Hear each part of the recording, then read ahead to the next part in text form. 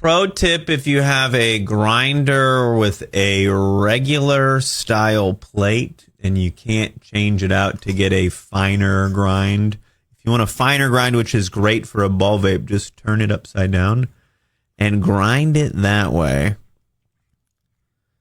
And hear me out, it's not falling through the holes yet into the little storage area. It's just grinding up a little bit more and a little bit more. And then when I think it's fine enough, I can just flip it over and then grind it. But try it out if you want a finer grind for a ball vape. Turn your grinder upside down. You don't have to buy a fancy grinder.